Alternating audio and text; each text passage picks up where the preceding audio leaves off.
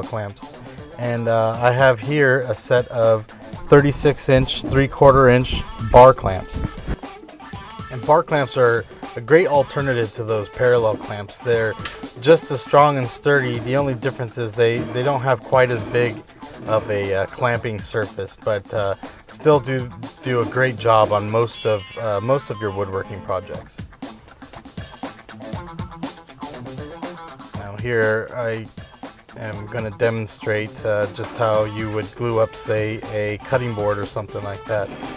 Line up the boards after the glue up on the side that has the crank handle, and then I slide the clutch side flush with the boards, and then you just crank the handle here, and you can see these IRWIN clamps have a nice big handle that's easy to get some good torque on there. But they're also raised up off your work surface enough so that you don't scrape your knuckles on your work surface. So as you can see here, you can get really good force on there, and those boards aren't going anywhere. And once you get those underneath your glue up here, I usually add a few more clamps just to get even pressure throughout the whole glue up, especially for cutting boards. You want to make sure those seams are real tight. After your glue up dries, go ahead and just uncrank the handles here, and then just go ahead and remove your project from the clamps. A little close up on these IRWIN clamps. One thing that IRWIN really improved on is the clamp feet here.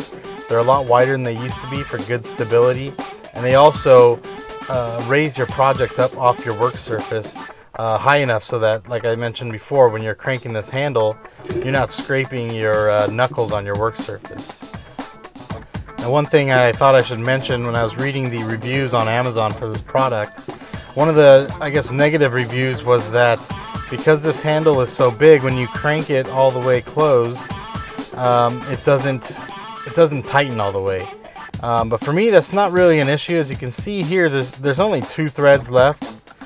And like I said, it's not that big of an issue, because you can see here it still has a good 3 inches of travel, so you can get some really nice force on whatever you're trying to clamp down.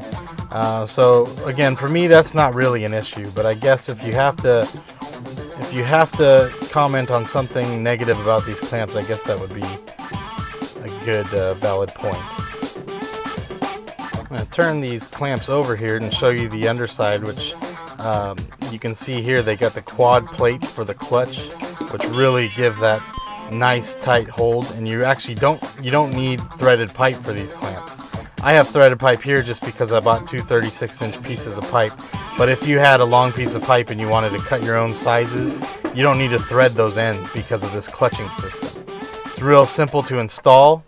They elongated the clutch handles so they're real easy to depress, and you simply just slide the end of the 3/4-inch pipe here, depress the clutch, and that spring and clutch will actually lock it down onto the pipe, whether it's threaded or not. And that's one great feature about these clamps.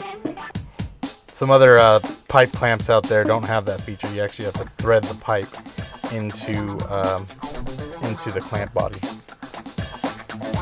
And on the other side here, you simply slide it on the clamp surface goes in first, and then the rear portion with the clutch goes on next, and you want to make sure you push that all the way in with the clutch depressed. And there you go. They're all assembled and ready to use. Super simple.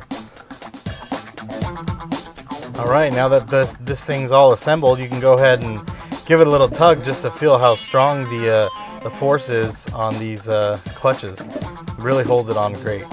And there you have it, 36-inch bar clamp for $20.